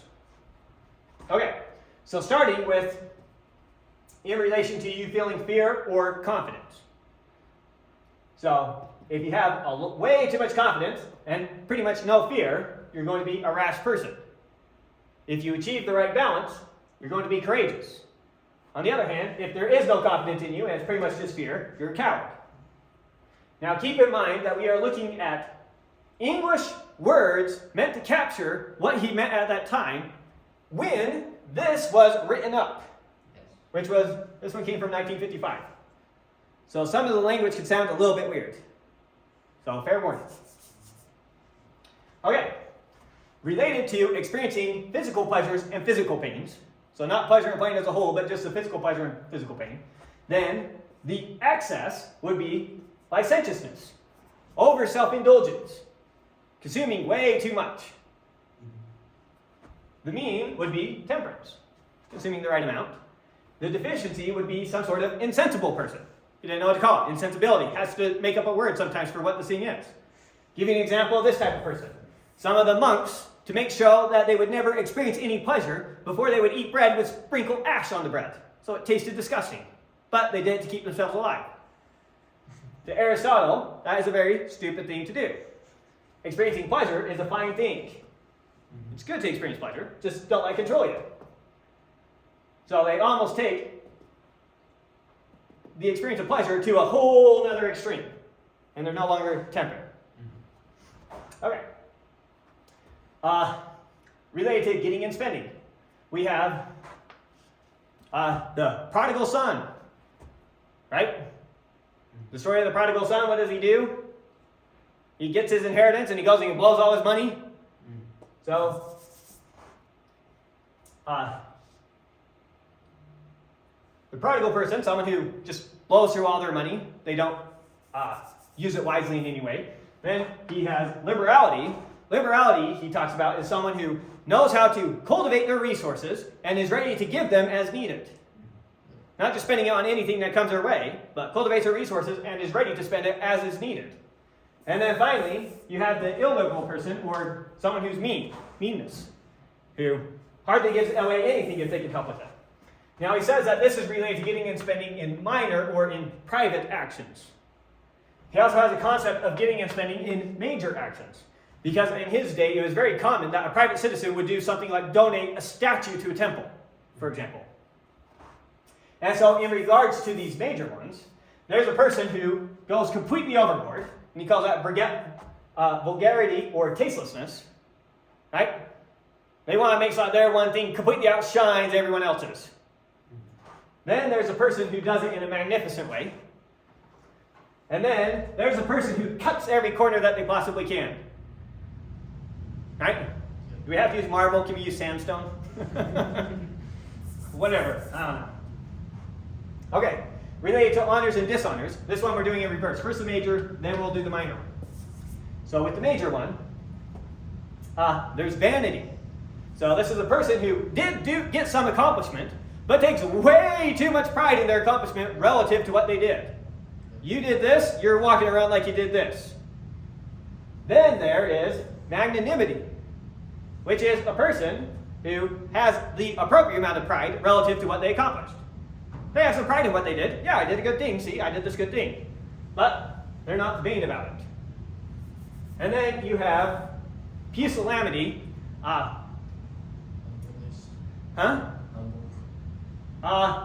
Humble. This is more like a timid, because there's no drive in you to do anything-ish. I don't know. Someone had got a better word, better explanation? Meek, kind of. It's on the borderline of that. It's closer to like almost cowardly than meek. Not wanting to be recognized at all. Right. Not Like Shame? Vulgar. Not shame. What's a bad way of saying? Almost shyness, Like the people that. but due to a lack of drive to even try. I don't know. Fearful? Well, they obviously have. There seems to be like a fear element to it. Can't accept a compliment would be a modern thing. Extremely self-effacing. Like a fake humility. It's no. Kind of. It's going to be related to undue humility. Self-hatred, I don't know. Alright. So moving on now to honors and dishonors in a more minor way in your private life. So the person who feels this in excess, this is going to be the ambitious person or empty vanity. Now, they didn't really accomplish anything, but they're sure taking pride as though they did. Then you have what Aristotle calls proper ambition or proper pride. It's good for you to take pride in what you do. You know, you put up a nice wall. You should take some pride in the wall that you put up. But don't act like you just built yourself a temple there. You put up a wall. And that's good that you put up a wall. Or whatever you did. Proper ambition or proper pride. And then, on the other end, ambitiousness or undue humility. Taking it to a big extreme. I think that kind of explains the other one too. Yes. This is like taking that on a bigger scale. In relation to bigger honors. Okay. And then, next one, anger. The person who has it in excess, they're an irascible type of person, irascibility. Middle is the patient person or the good-tempered person. And then we have someone who has lack of spirit altogether. Nothing ever works them up. They don't get angry about anything. Next one, self-expression. There's boastfulness, saying things beyond what they actually are. There's truthfulness, just telling you how it is. And then there's mock modesty, I think is a good way to put it. Mock modesty. Conversation. Conversation here, he means more like a social conversation. So conversation for the sake of, a social conversation. On the extreme, you have buffoonery. Someone who's willing to say or do it, pretty much say anything to try and generate some amusement. Then you have the witty person, who does it in a tasteful sort of way. They're not willing to say just about anything to try and generate a chuckle from you. And then you got the boorish person, who can't have a good conversation to save their soul. Social conduct. You've got obsequiousness. Last year, Mom said bootlicker. That's a pretty good one for it. Just a completely subservient person who is focused way too much on you and what you think and ready to satisfy what. It's like the thing I always think about is how my dog behaves towards me. That dog, I walk in the room, they're right there looking at me. I say, come here. She comes charging as fast as she can. I say, bed. She runs to her bed as fast as she can. She'll just do whatever I say. Very good in a dog, not so much in a human being. Next scale would be friendliness. Someone who cares about you, they take you into consideration, but they're not just going to do anything to generate pleasure for you. So, and then you've got that cantankerous person who couldn't care less about your benefit. Has almost no regard for you. Okay, shame. In the excess, it's shyness. Someone who feels way too much shame. Then there's modesty. You know, you messed up. Okay, I messed up. Own up to it. And then there's shamelessness. That one's pretty self-explanatory, I think. And then indignation. You know, you watch Jack rob Jill. You might be envious. Man, I wish I was the one who robbed Jill. I could really use that money. I want that money Jack has. You feel righteous indignation. You recognize that it's a bad thing that Jack robbed Jill. You're not happy about it. You don't like it. And then there's a spiteful person who says Jill had it coming. Oh, I'm so glad that happened to her. And get some sick enjoyment out of it all. The spiteful person. And so, Kind of a weirdo. Yeah. that's the one. Comes out a bit weird, but so those are the Virtues. the virtues, not all the virtues, the moral virtues, the virtues that have to do with habits of character. So these are the ones related to habits. Of them, the one that Aristotle thought was the most superior of them, the chief one, was magnanimity. Yes, a sort of proper honor for having achieved virtuous or honorable ends. Someone who is worth a lot and recognizes their worth. They accomplish a lot of honorable good things and they recognize themselves as having done that. And so they're not willing to belittle themselves in any way. But they also don't try to rise above themselves. So he has a famous quote called the magnanimous man. So we're going to take a piece out of it. Here's him describing the magnanimous man. The magnanimous man does not expose himself needlessly to danger, since there are few things for which he cares sufficiently. But he is willing, in great crisis, to give even his life, knowing that under certain conditions, life is not worthwhile to live. He is of a disposition to do men service, though he is ashamed to have a service done to him.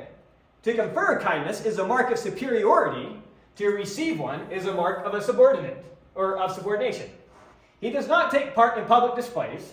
He is open in his dislikes and his preferences. He talks and acts frankly because of his contempt for men and things. He is never fired with he is never fired with admiration, since there is nothing great in his eyes. He cannot live in complacency or in complacence with others, except it be a friend. A friend, for Aristotle, unfortunately we're not going to say much about friend, but this is someone who has achieved, for the most part, your same level of virtue. He didn't think you could really be a true friend to someone on a completely opposite end of the spectrum. Really? Yeah, he didn't think friendship could really exist between those people. He has a lot to say about friendship. So, for example, one mark of friendship is, my resources are yours and yours are mine. And so if you're a good person and you're friends with an evil person, they'll want to use your means to accomplish evil things, which you won't let them to do, because they're not your friend. In order for them to be a friend, your goals, in some sense, have to be aligned. You have to. So, he has a lot to say about friendship. Complacence is a characteristic of a slave. He never feels malice, always forgets and passes over injuries. He is not fond of talking. It is no concern to him that he should be praised or that others should be blamed. Or in other words, others get credit for the things that he accomplished, is what it means there. So whether he gets the praise or someone else gets blamed for having done that, doesn't matter to him. He does not speak evil of others, even of his enemies, unless it be to themselves. So he'll speak evil of an enemy to his face, but that's the only place he'll speak evil of an enemy. His carriage is sedate, his voice deep, his speech measured. He is not given to hurry, for he is concerned about only a few things. He is not prone to vehemence, for he thinks nothing very important. A shrill voice and a hasty step come to a man through care. He bears the accidents of life with dignity and grace, making the best of his circumstances, like a skillful general who marshals his limited forces with the strategy.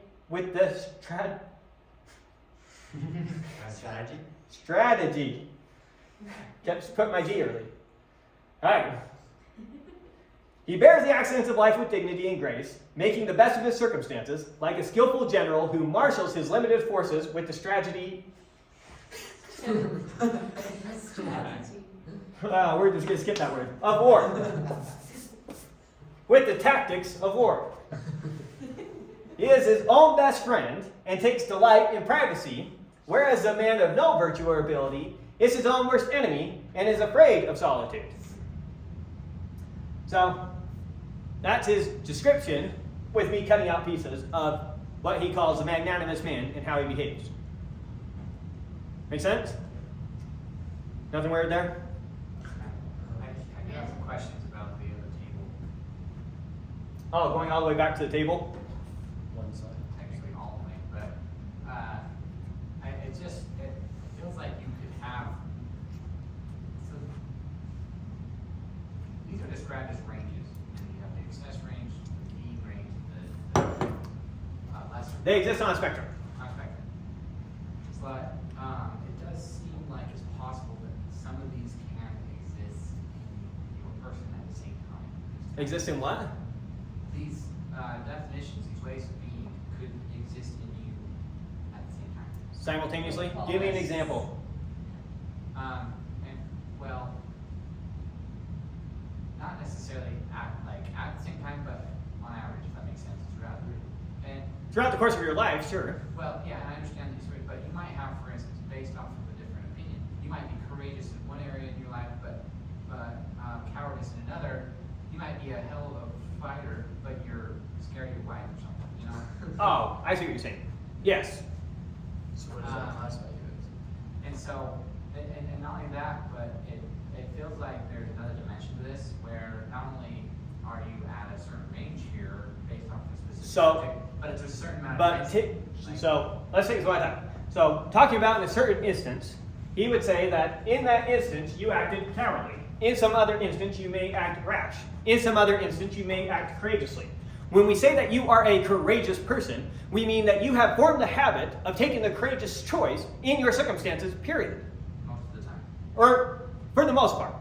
That's what your habit has become. And so we're talking about habits here. We are not talking about in a particular scenario. Right. And so let's say we just, an aggregate of all of the different scenarios you're in. You don't get to aggregate rashness with cowardice and end up at courage. I'm just saying, in some cases you might be cowardice, sometimes you might be. Let's say you're courageous 95% of the time, but there's just you're really scared of a spider Okay. or something, So in general, you are a courageous person. Yeah. You can have a virtue more or less. Yeah. And so for Aristotle, there's no such thing as becoming perfectly courageous. Every single time you take a courageous act, you move towards, you become a more courageous person. And every time you take a cowardice act, you become more of a coward. And every time you take a rash act, you become more rash. Yeah, so it's accumulation of all. It's accumulation of all of them. More of an average kind of, but then there's more of a weighted average in the sense that some. It's not an average. You don't get assigned numbers to these. There is no metric. If you try to impose a metric, you're in trouble. This does not follow the rules of a metric. And I can show you that afterwards, but we'd have to go over the rules of a metric. Okay. You try to put numbers on this, it's going to break. You can't even put a topology on this. Well, and then I just want to bring up another dimension in the sense that you could be in a single situation more courageous or less courageous. Still courageous, but at a different intensity. Right, so even courage by itself is not like you're rash, you're rash, you're rash, you're rash, courage, you're rash, or coward, coward, coward. They blend, and there's always wiggle room. And you don't ever just say, here's the line, here's the thing. Yeah. Remember, we can't have this perfect precision. I understand. I just I think that it's way too generalized. One approach that That's what it has to be by virtue of the field, is what he would say. I think that, for instance, I think that the statement is true that you can never be too courageous, or you can never be all the virtues. You can never be too much of a virtue. Right, which for Aristotle would say you can't commit it too many times. And you can't never be fully mastered it. Too dense or too much. There's just no, I don't think that for something to be a virtue that you do too much of it. And I think that it's misinterpreted as in if you're too courageous, all of a sudden you're doing something bad and you're what was the word? Rash. Yeah, Aristotle would say no. I would say no. You were being rash. You weren't all of a sudden you're rash, or you're being courageous to a point, and all of a sudden rashness all of a sudden appeared. It was, that rashness existed in the envelope of courage, if that makes sense. I don't know. Anyways, it's complex. You're like you were saying, can't put it in a metric. Right, you can't impose a metric on this thing, so you can't think about it as weighted average or any other thing like that. It's not going to work. But what you can do is, in a particular scenario, you can be a coward, you can be courageous, or you can be rash. To the extent that you're courageous is to the extent that you cultivate the habit of being courageous, is to the extent that you are improving your life. Okay, so now to attain a virtue, it is not enough to just perform the virtuous action. You must deliberately choose to perform the action. So, I'll give you an example. Maybe I'm trying to teach you not to steal. So I walk around with a gun pointed at your head everywhere you go, and so you never steal. That doesn't mean you've formed any virtue. That means you're afraid of dying. Maybe the second I take the gun away, even if we did that for 10 years, you're like, oh, he's not here anymore, and you go on your merry way stealing things now. So in order for it to form a habit, you must have deliberately chosen to perform the action. So now, he's going to do it. It's another reason why it's hard for a slave to live a good life. How often does a slave get to choose to make a choice versus they're just forced to make that choice under threat of some other thing? And so it's why one of the things that you need to live a good life, for Aristotle, is freedom. That's a big one. You need your life, you need your freedom. And you need the things to keep yourself alive. Okay, so Aristotle divides the actions into 3 types. So he has what he calls voluntary actions. These are intentional actions where the outcome is the desired outcome. I intentionally did something, and the consequence is what I intend to happen. Involuntary or unwilling actions are ones where you get an unexpected outcome. Maybe I was trying to do some demo for you in the class, throwing a ball, and I throw it up and it bounces weird and it hits him in the eye. That was unintentional, the outcome. And then we have what he calls non-voluntary or non-willing actions. These are ones where you're kind of left to choose the least bad option with what you're left with. The example he gives is, imagine you're the captain of a crew taking a ship with a merchant's merchandise.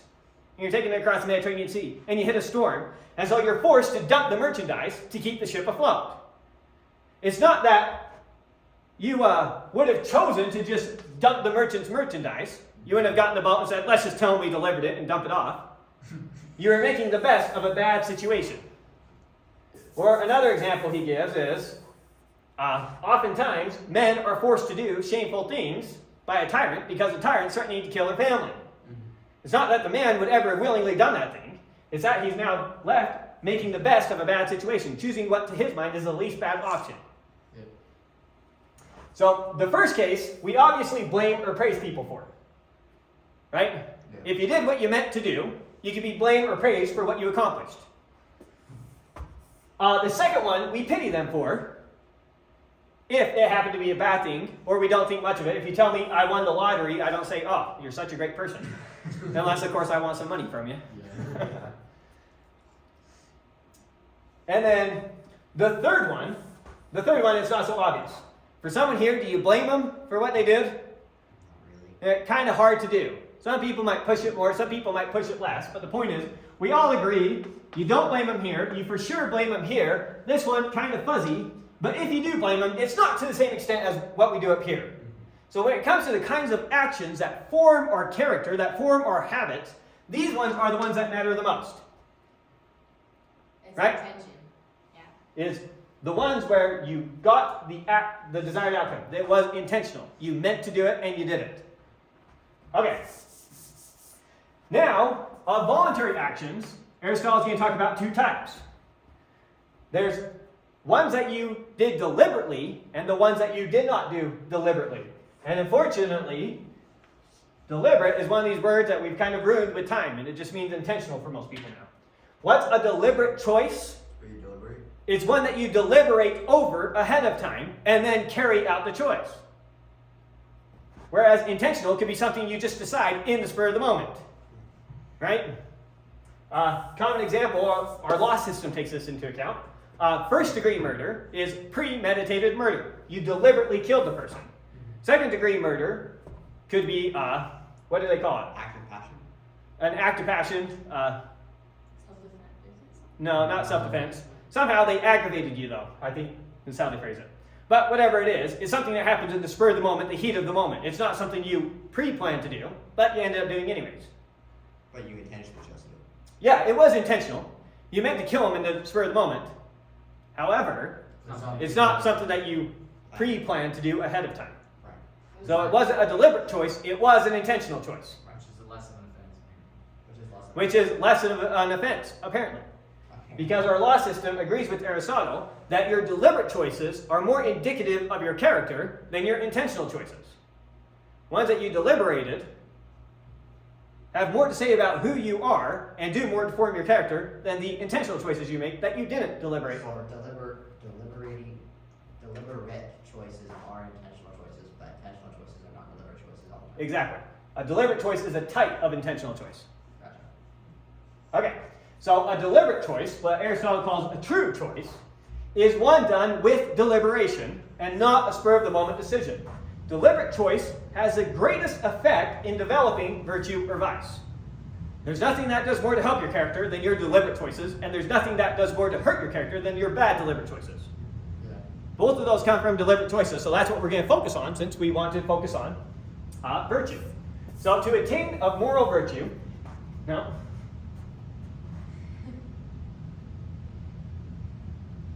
Did I finish all this? Yes. Wait, did you? I don't think I did. No, This is. This is a whole new slide, isn't it? Yeah.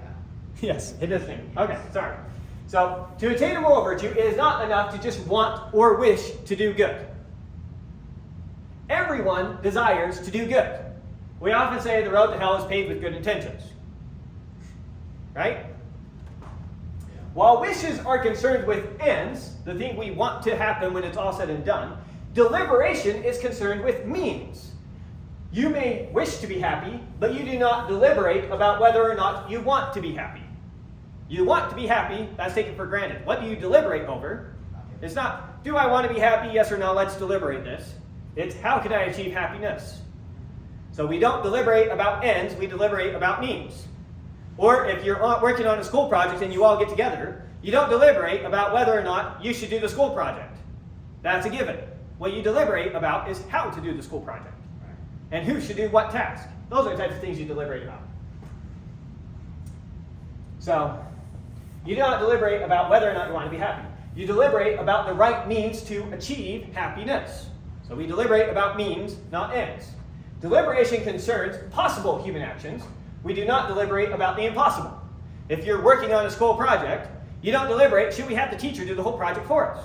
That's in the realm of impossibility. It's not going to happen. You deliberate about who should do which task in a possible way.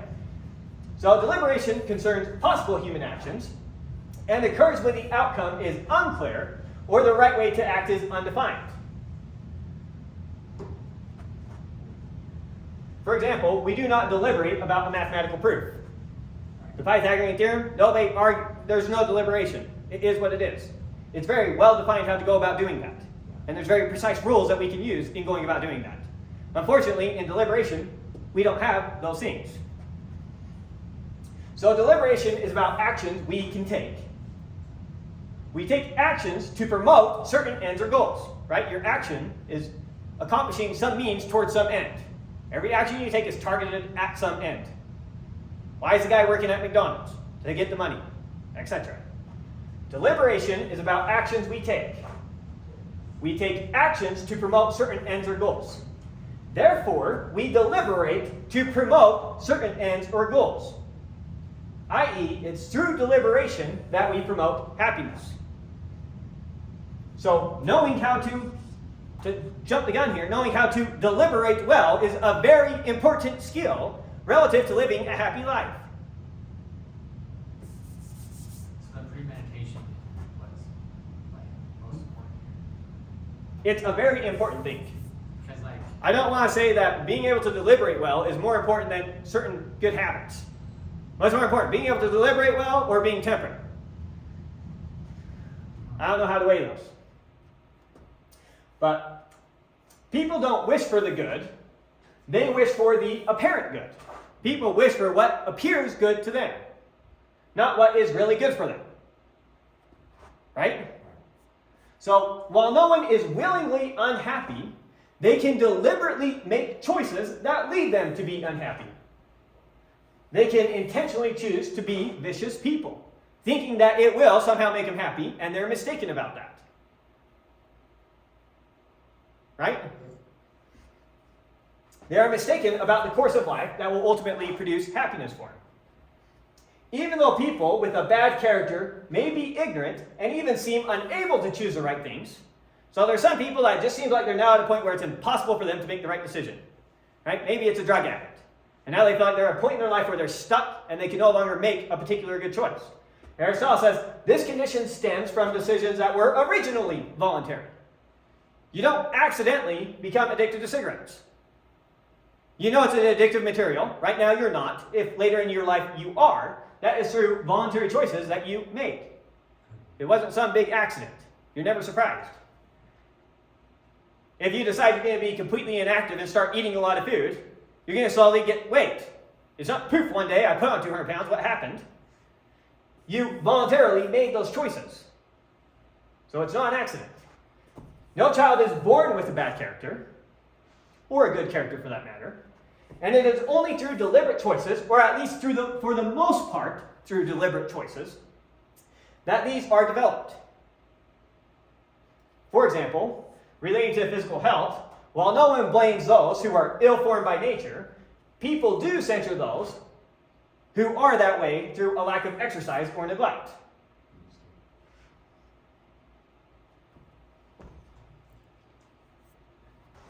Okay, so that's it for the moral virtues. Moving now to the intellectual virtues. The intellectual virtues are, first off, art or technique. These are skills you accumulate.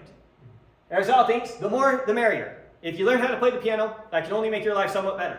If you then go learn to play the violin, that can only make your life somewhat better. You learn how to horseback ride, whatever all these arts are. They'll never hurt you. You learn how to become a skillful mason, never hurt you.